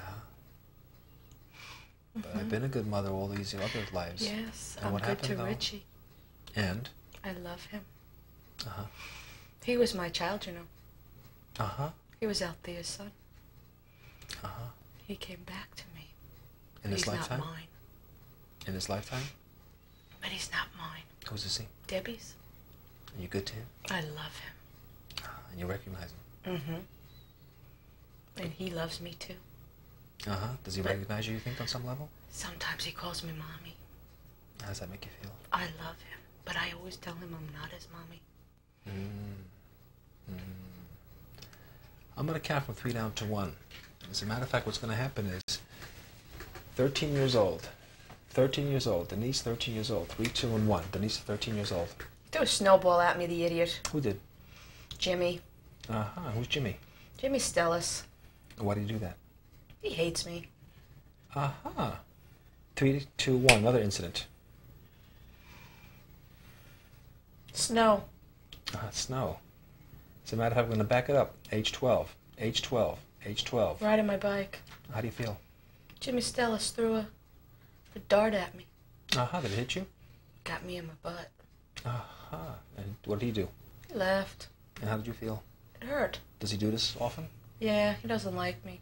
If I ride my bike with my sister past his house, he gets me all the time. And why does he do this? He's an idiot. Back in time, back in time, back in time, back in time. 3, 2, and 1. What's going on? I'm in the mud. In New Jersey. How old are you? 6. What's going on? I am trying to make a mud castle with my little sister. You having fun? Yeah. How do you feel? I hit her. You hit her? Why'd you hit her? She's so stupid sometimes. She's always getting in my way. Yeah, she jumping in the puddle got me all wet. Do you hit her a lot? Yeah. How does that make you feel? Not good. But you do it anyway. Yeah. Now focus on yourself. How do you feel about yourself? I hate myself. I'm a fat little kid. So you hate yourself for it? Yeah. Okay. Back further in time. Further in time. Further in time. What's going on? I'm in the kitchen. How old are you? 3. And what's going on? Mommy's hitting me. Why's she hitting you? She says I'm a bad girl. What'd you do? Oh, she says I do everything bad. I'm always bad. She put me in the corner in the kitchen, and she's sitting on the floor reading her stupid magazine, making me face the corner, and she is yelling at me now. Turn around. Turn around. Face the corner. And do you feel you do things bad all the time? No. So how do you feel about yourself? I don't know. Are you angry? No. I'm a good girl. Yeah, you feel like you're a good girl. I'm a good girl. I don't do anything wrong. She doesn't like me. Why not? She just doesn't like me. How do you know that? She never wanted me. Did she tell you that? Yeah. What did she say? She tells me all the time. What did she say? She didn't want me. 3, 2, 1. Hear your mother talking to you. What is she saying? Never wanted you. Never wanted you. You're a nasty little girl. Nasty little girl. You're a mean little girl. Mean little girl. Never wanted you. Get in your room. Get in your room. Get in your room. I can't stand you. I can't stand you. Get in your room. You're bad. You're bad. You're such a bad girl. She said that to Richie, you know. She did? Yes. How does that make you feel? I was so angry. I don't want her to talk to him like that. That's not good. Was it worse when she said it to Richie or to you? Him. Why? Because I saw it. But when she said it to you, how do you feel? Angry. She was putting me in my room and putting me in the corner. Just a little kid, you know. I'm a good kid. I just like to have fun. I don't do anything wrong. Why does she do that to you? She don't like me. And she tells you that? Yeah. She didn't want you. She likes Debbie, though. Loves Debbie. Why does she love Debbie? She wanted Debbie. But she told you she didn't want you? Yeah. She's been telling me a long time. She don't like me. She doesn't like anything about me. She doesn't even like my voice. She told you that? Yeah. She tells me to shut up all the time. She can't stand to even hear me talk. I'm only 3 years old. I'm supposed to talk all the time. You know? As a matter of fact, every time you focus on that, anytime you think about that, you find that your mom hating you makes me angry at her. Yeah, angry at her because you... I'm still angry at her. She's in front of you about 6 to 8 feet. What do you say to her? I'm angry at you and I hate you so much. Say that again. I'm angry at you and I hate you so much. What does she say? What does Mom say? You're a liar. She doesn't believe you. Why doesn't she believe you? She thinks I lie. I don't lie. Say something to your mom. What does she say? I don't lie. You think I'm a liar? I don't lie. I've never lied. She never believes me. She thinks I'm a liar. Why would she think that? I don't know. I don't know. I'm going to count from 3 down to 1. Your mom's going to say something to you. 3, 2, and 1. What'd she say to you? Put those curlers back in your hair. Why did she say that? I'm taking them out. Are you supposed to be taking them out yet? No. I'm only 4. I don't want curlers in my hair. My hair is okay. Why must I sleep with curlers in my hair when I'm only 4? So she's forcing you? Yeah. She's been putting curlers in my hair a long time. Makes me sleep with them, too. She does it a lot to you? Yeah. She doesn't like my hair. I told you she doesn't like anything about me. Nothing. What I'm going to do is this. I'm going to snap my fingers. I snap my fingers. You're back to this time and place, and you're going to go back and forth. 3, 4, 5, and back to this time and place. 3, 4, 5, back to this time and place. 3, 4, 5, back time to this place. 3, 4, 5, or 6, back time to this time and place. 4, 5, 6, back to this time and place. Denise, Denise, Denise, Denise, Denise, Denise, Denise, Denise, Denise, Denise, Denise, Denise, Denise, Denise, Denise, Denise, Denise, Denise, Denise, Denise. What are you sensing, feeling, experiencing, or saying? Sad. Yeah, feeling sad because you... I'm always getting hit. Yeah. She hits me all the time. She tells everybody she doesn't hit me, but she hits me all the time. Seems like Michael tells everybody how much he loves you, and yet... He hits me too. Yeah. As a matter of fact, as long as I hold on to the feelings my mom has towards me, I... hate myself. I'm a bad little girl. And the reason I hate myself is because I... Mommy tells me I'm bad. And as long as I believe that on some level, I'm bad. And by being bad, I deserve... Nothing. I deserve nothing. She tells me all the time, you deserve nothing. Get in your room, bad little girl. You're a little meanie, a bad little girl. Get in your room now, Denise. Yeah. Get in that room. And she closes the door. And she lies, and she lies. She tells everybody she doesn't lock me in there. She locks me in my room. She locks me in my room all the time, and she lies. She doesn't tell my daddy. She doesn't tell anybody. She locks me in the room. She even locked me in my closet, but she won't tell anybody. I know she did. She did. And she hits me, and she's always pulling my hair, and she smacks me in my face, and she hits me all the time, but she loves the baby. She loves the baby. She's always holding the baby and talking good to the baby, but she hates me. She hates me. She wishes I was dead. She hits me all the time, and I don't know why. I don't do anything. That makes you feel bad. how does that make you feel? Upset. Does it make you feel that on some level you deserve it? No. True or false? No. As a matter of fact, when she hits you, you feel... Sad. As a matter of fact, you feel very sad because you don't feel you don't deserve it. No, you don't know what you did. I'm a good But your mother's girl. hitting you. Yeah. Your mother's hitting you. She's doing this to you, she's doing that to you. As a matter of fact, she's telling you you're no good. As a matter of fact, she's telling you you don't want to. So underneath it all, you feel... I believe it. Yeah, sure. But I'm a good girl. I didn't do anything wrong, and she thinks I do things wrong, but I didn't. Why would she think that? Because she blames me for everything. And why would she do that? I don't know. As a matter of fact, I'm going to count 3 down to 1, and you're going to find a reason why your mother blames you for everything. 3, 2, and 1. She saw me putting a pillow in the baby's crib. Why were you doing that? I thought it would make the baby more comfortable. But that she thought it would be dangerous. She thought I was going to kill her. I didn't want to kill her, never. I love the baby. I feed the baby at night, you know, get up and give her a bottle. She's so cute. But I would never hurt her. And she beat me up. She thought I was going to hurt the baby. She says, "You're a jealous little rotten kid. Get out of this room. Get out of this room. Don't you ever come back in this room. Don't you go near that baby." How'd that make you feel? I hated her. And I was sad. And I went and I cried. Went in my room. And I slept. Okay, what I'm going to do is this. I'm going to count from 3 down to 1. And you're your adult self. 3, 2, 1. You're your adult self. Mom's in front of you about 6 to 8 feet. What do you want to say to her? Why did you treat me that way when I was a little girl? Why? Yeah. Now be the mom. Answer your daughter. What does she call you? Does she call you Denise? Yeah. Okay, Denise just asked you this. Answer your daughter. Why did you treat her like that? I don't know. I don't know what she's talking about. Denise is such a liar. She's an exaggerator. Nothing happened. She's lying to you. I never hit her. I never touched her. Now be the niece. Your mom says she really never hit you, never touched you. Did too. There was never any witnesses, though. Daddy hit me, too. Did your mom know that? Yeah. She used to make him hit me. So what do you want to say to her? You're a traitor. Yeah. You're a traitor, yeah. And you also hit me. You hit me, and you're a traitor, and you're rotten, and you're a nasty mommy, and I hate you, and you did that to me, and you made me hurt, and you hurt my hiney, and you were rotten to me, and you were nasty to me, and you hurt me. That's what I'd tell her. Okay. Now speak to her as the adult now. Speak to her as the adult. Speak to her as the adult. Tell her how you're feeling now. Tell her how you're feeling now as an adult. Tell her what's been going on for you in your life as an adult. I'm depressed all the time. Yeah. I'm claustrophobic. Uh-huh. I thought I was locked in a closet when I was little because I'm too claustrophobic. I can't be in even the bathroom with the door closed. I get nervous. And she denies it all. She said I'm a liar. She don't believe me. Nothing.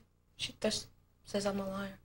Uh-huh. Do you think she just is in total denial and she just sort of let it go? I don't know. How could you forget hitting your kid? How could you forget? Well, what if it were too painful to remember? She could be repressing it. Yeah. I'm going to count from 3 down to 1. The count of 1, it comes to you exactly why your mom is holding it back. 3, 2, and 1. She feels bad about herself. Uh-huh. As a matter of fact, I'm going to count from 3 down to 1, and your mom's sitting in front of you about 6 to 8 feet. Look into her eyes. 3, 2, and 1. Look into her eyes. What are you seeing? You hurt me. Yeah. Yeah. You hurt me. You hurt me many times. Not only in this life, in another life, too. Now, mom's looking right at you. Looking right at you. Looking right at you. Looking right at you. I see the devil in her face. Yeah? She's looking right at you. I can't look at her. She's looking at you, though. I can't look at her. I see her face, and I see a devil, and I see green eyes, and I can't look at her. Uh-huh. She scares me, even now. I'm going to count from 3 down to 1. Your mom's going to tell you something about scaring you. 3, 2, and 1. She hid in the closet one day and jumped out at me. Uh-huh. She thought it was funny. But I didn't really laugh. How old were you? Little. Mm-hmm. You were frightened to death. I was 2. Uh-huh. She had on a mask, a Halloween mask. That's why I see her sitting there with a mask on and green eyes. Stupid mask. So stupid. I'm going to count from 3 down to 1. The mask comes off. 3, 2, and 1. The mask comes off. She's young. Mm-hmm. She's pretty. Mm-hmm. She's skinny. Young, pretty, and skinny. Mm-hmm. And now she's looking at you. She has something she wants to say to you. What is she saying to you? You're so silly. I didn't mean to scare you. Yeah, what else does she say?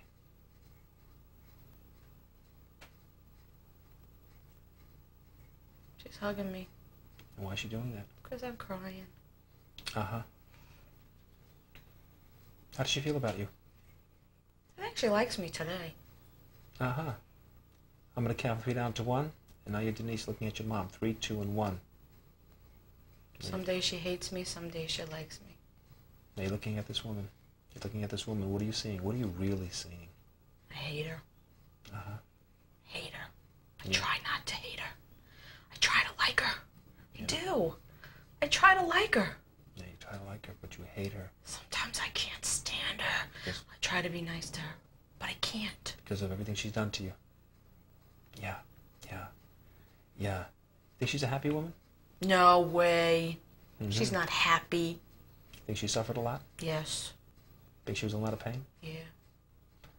Okay, what I want you to do is I want you to look into her eyes. I want you to sense her pain. Sense her pain. She had a Michael in her life, too. Yeah. Sense her pain, and what are you seeing? She's a scared little girl. Yeah. Say something to the scared little girl. Why did you hurt me if you're so scared yourself? Yeah. 3, 2, 1. She answers you. What does she say? I didn't know any better. Because I Was so scared myself. Yeah. Now be Denise. Say something to your mom. I know better now. I'll never do this to any of my children. Never. See her fear. Sense her fear. See her pity. See her torment. And feel her unhappiness. And say something to her. She's unhappy. Yeah. Yeah. She's unhappy her whole life. She's never been happy. She's unhappy. Can you tell her you know that? I know you're unhappy. But that's no reason to make me unhappy. Yeah. No reason to make me unhappy. No reason to tell me I was a bad little girl. No reason to lock me in my room. Yeah. No reason to make me stand in the corner because you didn't want to be bothered with me. I'm going to count to 1. At the count of 1, Mom talks to you, and she tells you about her unhappiness and why she did these things. 3, 2, and 1, the real reason why. I never had a mother of my own. I didn't know what it was like to be a mother. Yeah.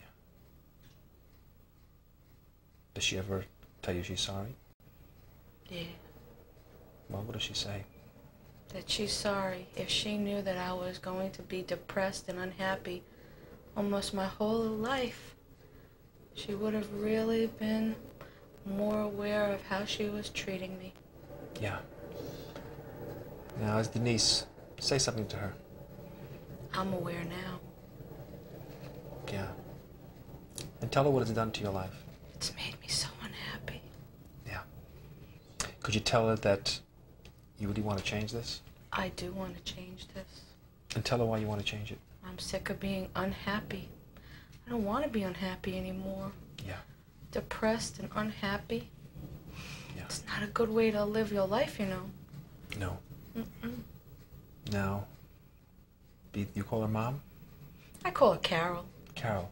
Okay. Now, Carol says something to you, hearing this. What does Carol say? She's crying. Yeah. She never knew I was this unhappy. You think she's really sorry if she knew how unhappy you'd be? Yeah. Yeah. Yeah. Okay, now be Denise. What do you say to her? I told you how unhappy I was many times, but you walk out of the room and you don't want to hear it. You just think I'm ranting and raving. And you walk away. You tell me you just don't want to hear it. But the truth is... I want you to hear it. Yeah. Yeah. And I want you to know how unhappy I am, and I want you to know how unhappy you made me. Yeah. Mm-hmm. Yeah. Now be Carol. What does Carol say? Now look at your daughter. Now look at your daughter. She wants you to know she was unhappy because she was very unhappy and she still is unhappy. She was always an unhappy kid. Yeah, but what did you have to do with it? You think you contributed to it? No way. No way. Mm-mm. She was always unhappy. She was always an unhappy little girl.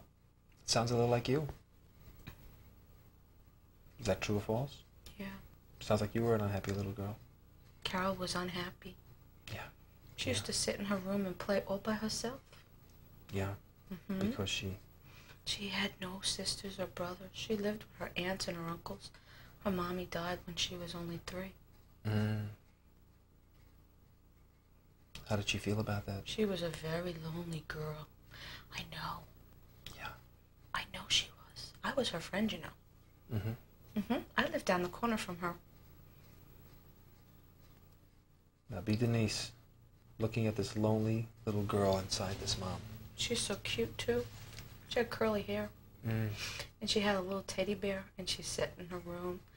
And we used to play. But I died when I was only 7, you know. But I knew her. But you knew her. Now looking at this unhappy woman, for her whole life, little child, unhappy, alone. She says she was not unhappy. She says she was a very happy person, and she had a wonderful life. And you know better? You can see it. I know. You can sense it. I know. I was there. And you can feel it now? I was with her. I was a friend of hers. Jennifer. So knowing this about her, look at her. Look at her in front of you. Look at her in front of you. Does it seem almost pathetic? I feel sorry for her. Can you say that to her? I feel sorry for you. Because you think and you're putting back all your feelings, but you were an unhappy little girl. Yeah. You really wanted your daddy to love you, and he didn't. And how about as a woman? She wanted the same thing from her husband, too. Did she get it? No, he was rotten just like Michael. Exactly like Michael. Yeah, he beat her. He was nasty. They were always fighting. He was very rude. Very rude man. But he was also had a good side to him, too, you know. He was a very happy, charming man, too. So as you think about your mom, as you think about Denise, as you think about the lives you had lived, and you think about this life, you find that you have had the same cycle over and over again. Yeah. In order to break the cycle, you have to get rid of Michael. In order to get rid of Michael, you have to go back out with him. Because by going back out with him, you would break the cycle. I know so much more now. So if you went out with him now, you could or would change everything. And the first thing you would change would be our relationship. And you would change it by never letting him touch me again. And if he were to? I would leave him immediately. How would he know that for sure? I'd let him know. We'd have to go to counseling then. Would he be willing? I think so. I'd know he still loves me. How do you know that? I know. And by changing that, what would happen? He loves me. He'll love me to the day he dies. But he'll love me again. And it can happen again and again and again and again and again and again and again and again. But in order to break the cycle, you have to go out with him again. You have to go out with him again under a different what? Name. And that would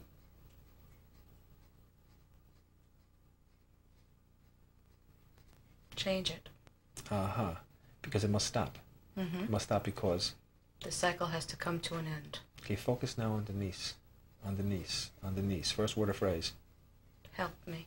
Help me because I want out. I want out because I don't want it anymore. I have had enough, true or false? True. It's really constricting, true or false? True. It's scary, true or false? True. It's frightening, true or false? True. I'm unhappy, true or false? True. I feel constrained, true or false? True. Please let me out, true or false? True. I want freedom, true or false? True. Let me be free, true or false? True. Free of him. The best way to be free, I don't know how to get rid of him. He's followed me through my whole life. Years and years and lives, and he finds me. He finds me. He purposely sets out to find me, and he'll find me again in this lifetime. He wants me. He wants you because he still loves me. He thinks he possesses me. And he's not going to let you go. Never. And the only way to get rid of him is to kill him. And to do that, you would have to lose myself. So instead of killing him, you'd have to lose me. And by losing you, you lose him. So it seems like a vicious circle. And a cycle that's almost impossible to break, true or false? True. He's me. Because he is you. As a matter of fact, if you looked at your your inner self, and you looked at the male part of you versus the female part of you, what do you see? Michael. As a matter of fact, imagine looking into a mirror right now, what do you see? Me and him. Now what I'm going to have you do is this. You're going to become your face, and you're going to see his face. Interchanging back and forth. Interchanging, interchanging, interchanging, interchanging, interchanging, interchanging, interchanging, interchanging. First thing comes to mind. Him. Next thing comes to mind. Me. He's my twin. He's part of me. Mirror image? Because everything you are is him. And everything he is me. So it's not a question of Michael being someone other, it's a question of Michael being me. And the only way you can get rid of you is to get rid of him. And therefore, by getting rid of him, then you get rid of you. Me. Therefore, you have to integrate and change. True or false? True. And if you integrated and changed it, you would be happy. Because finally, he would be me, and you would be him. And by being him and him being you, would be one. Be one. And by being one, you can be happy. Now, can Michael be just within you and not have to be another person? True or false? No. He'd have to be somebody else. Yes. And by him being somebody else, then we could do it. Now, does it have to be the actual Michael, or could it be another person? No. Another person who actually finished that. Could be Michael. Now, in order to do that, one would have to open himself or herself up. True or false? True. But yet there's a block. True or false? And the block because of fear. True or false? Because if I let anybody else in my life, then probably painful. True or false? True. And I'll only lose them. True or false? True. So what's the point of trying? True or false? True. Therefore, I'll close myself off. True or false? To everybody. Yeah. But I know that if I really opened myself up and I came from a good space, I could possibly love somebody. And if I could do that, I could or would have a baby. As a matter of fact, what I really want in my life is a baby. Because a baby would be it. It would be it because it would be my son. And how would the son be different than in other lives? I'm going to have a son. And how is it this life's the son's going to survive and be happy and he'll have a good life? He'll live. How do you know that? I know. How do you know for sure? God couldn't do it to me again. I believe in God. True or false? True. I believe God cares. True or false? True. I believe there was something for me to learn in the past. True or false? True. But I believe I've learned it. True or false? True. I think it's time for me to move on. True or false? True. As a matter of fact, I and God understand. True or false? True. God understands my needs. True or false? And I know he understands my needs. Yes. And I believe he's willing to let me live differently now. True or false? True. I believe, as a matter of fact, he's willing to sever that bond I've had that's been holding me back. True or false? True. As a matter of fact, I believe that God now is willing to let me be free. True or false? True. And I believe that now God can smile on me. True or false? He is. And I believe that because I'm good. I know that I am good. True or false? I know I'm good. And I know that I love myself. True or false? True. Yeah, I love myself because I am good. As a matter of fact, in spite of what I had heard about myself, underneath it all, I really always knew that I was good. My mother may have told me one thing, she may have told me another thing, but underneath it, I knew I was a good girl. And by being a good girl, I felt that I could grow into a good person. By being a good person, I feel that I should have had better. But I didn't have better. True or false? False. I didn't have better. Right, and I didn't have better because there were things for me to learn. True or false? True. And I'm not even sure what they were. True or false? Sometimes. True. But I know I had to learn them because they happened. True or false? True. I feel there are no such things as circumstances or happenstances. I believe that they came for a reason. True or false? True. And now that I learned my lesson, I hope things get better. And with the beginning of hope, I can take the first step towards happiness. It's important for me to be happy. True or false? Hard.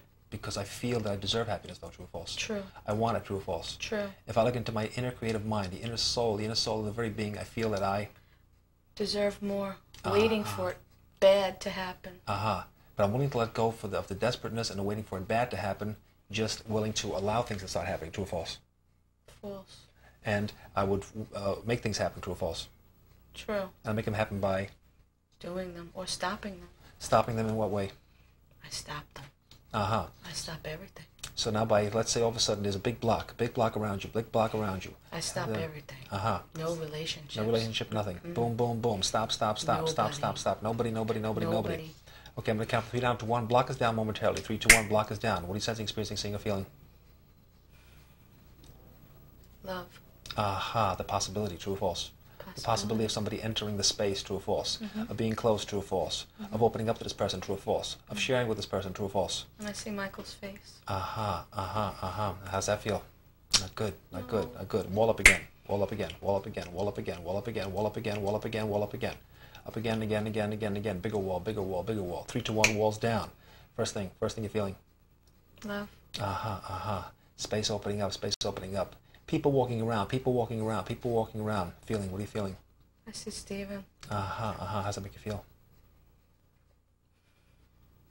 I don't know. 3, 2, 1. Walls up again. Bigger wall, bigger wall, bigger wall. Pushing away, pushing away, pushing away. Bigger wall, pushing away, pushing away, pushing away. Bigger wall, bigger wall, bigger wall. 3, 2, 1. Walls down. What he says, experiencing, seeing, a feeling.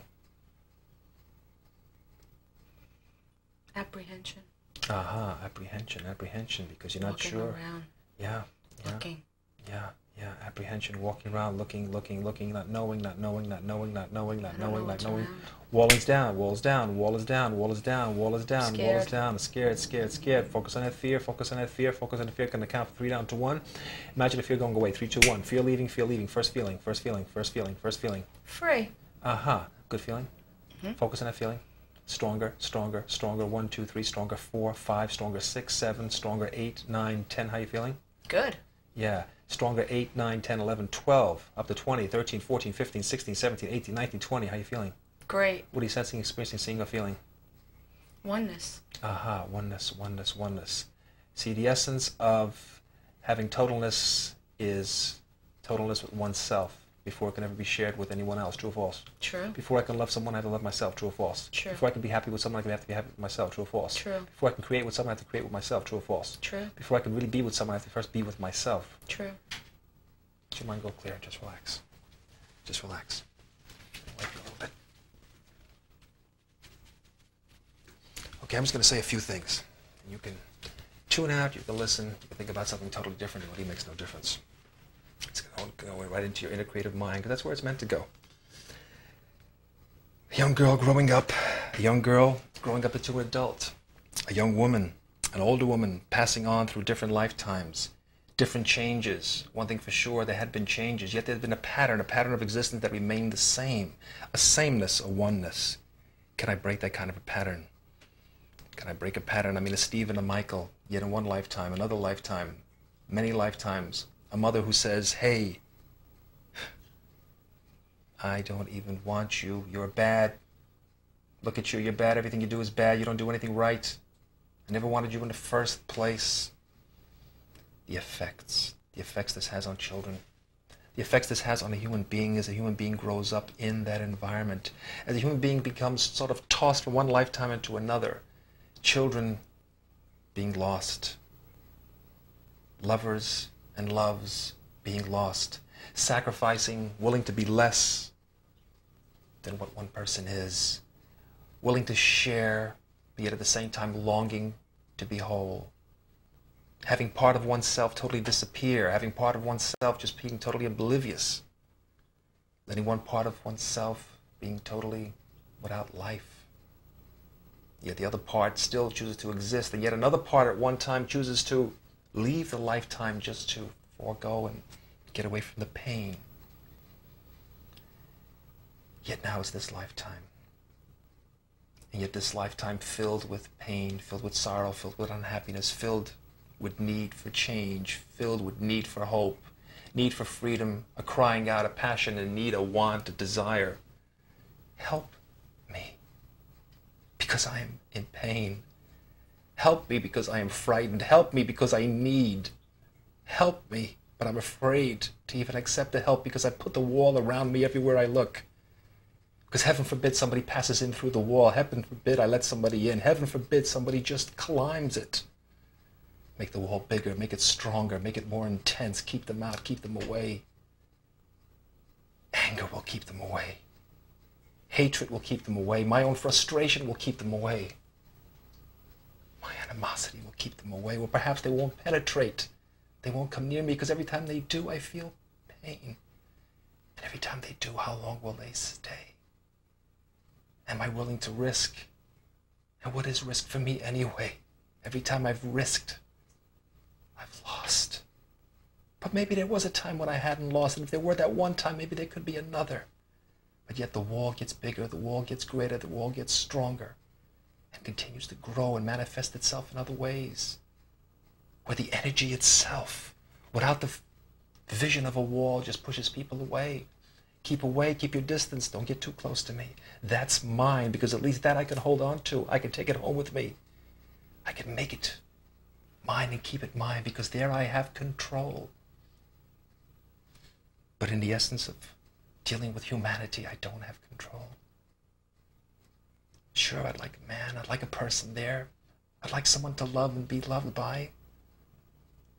But can it be forever?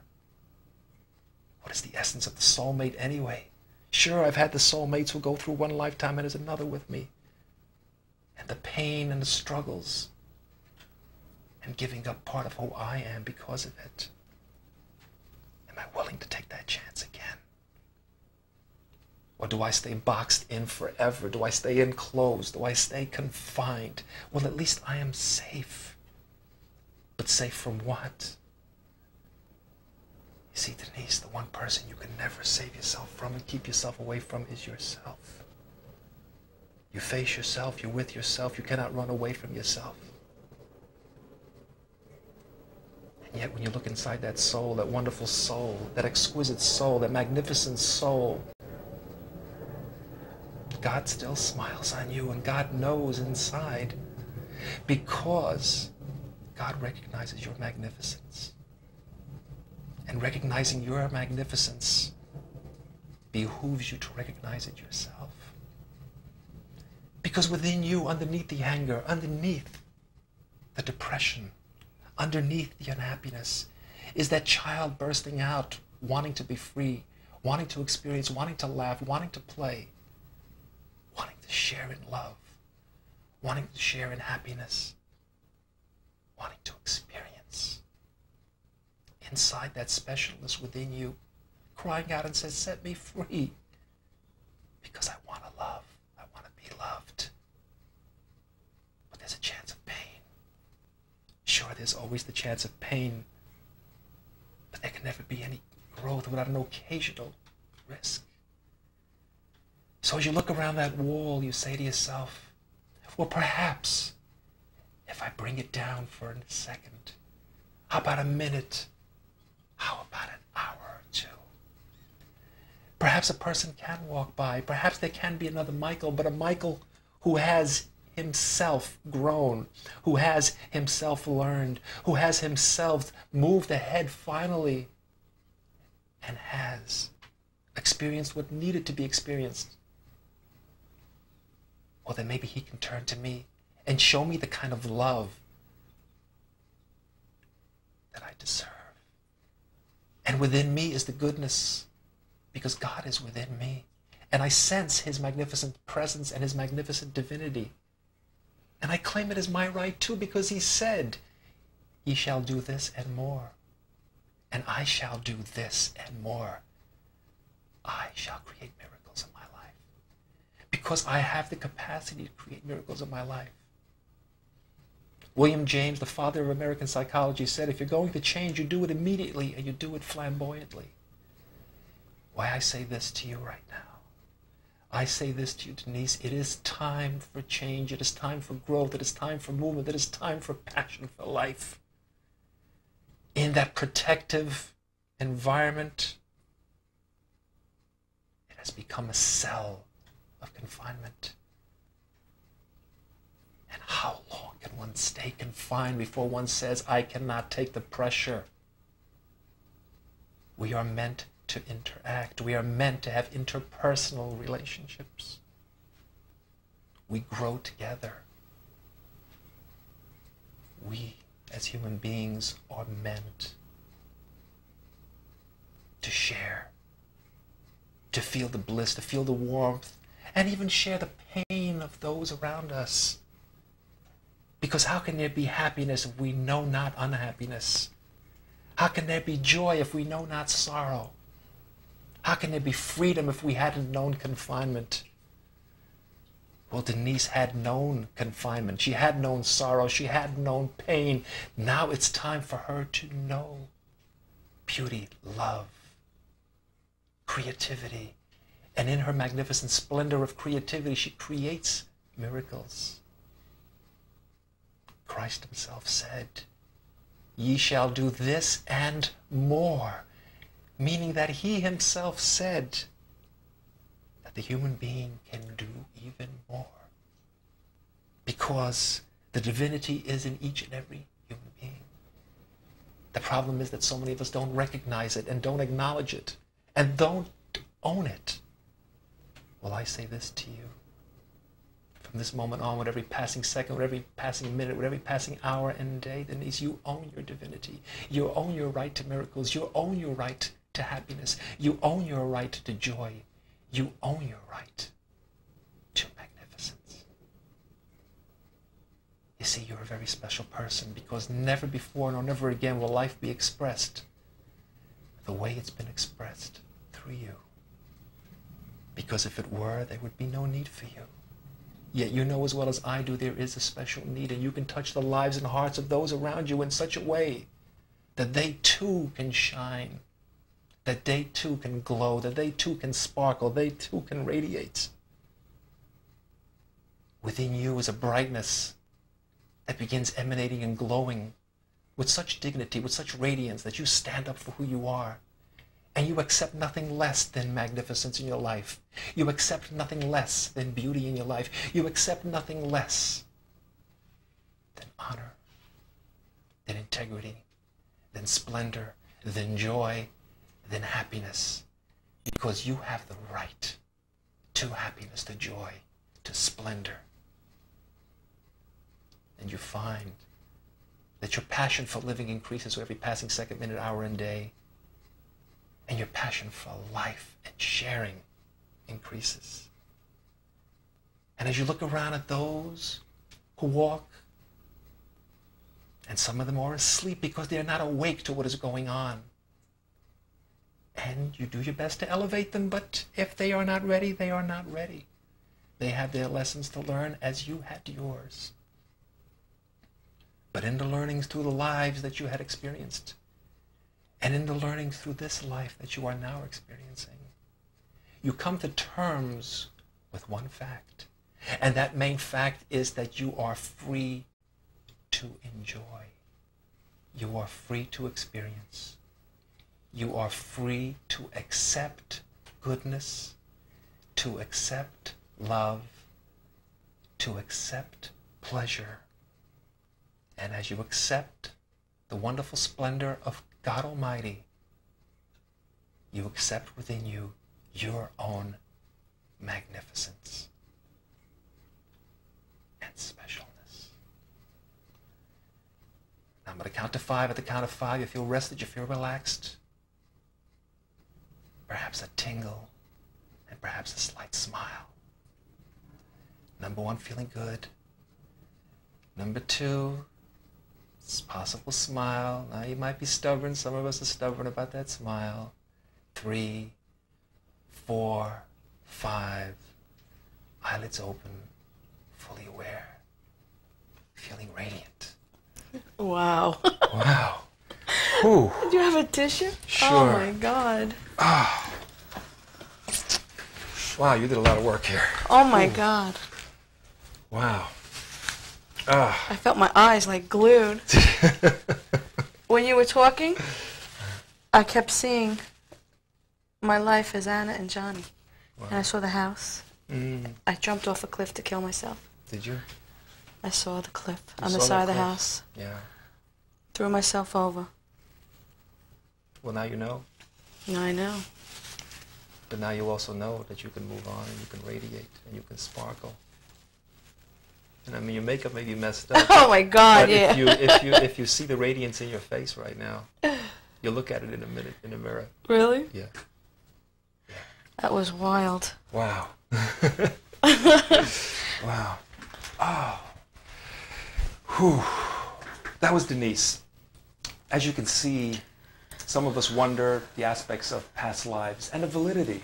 Yet when you see a person so involved, when you see a person who can vividly see, a person who can vividly experience each and every moment, and yet even when a date is changed, they come back and say the date that they originally said, you know that these people are really there, they're really experiencing. So there will always be skeptics, there will always be disbelievers. But yet, no one can tell those who are experiencing that they are in fantasy, because for them this is reality. Denise came here today with expectations. She came here today with hopes. she leaves here today with a better image of herself. And that's the first step towards growth. That's the first step for creating reality in this life, which is the life that is important right now. Put them all together and they're all part of a continuum that brings her to this time and place. Yet, with the grace and help of God, she can now move on and experience the magnificence that she truly is. Until next time, this is George B.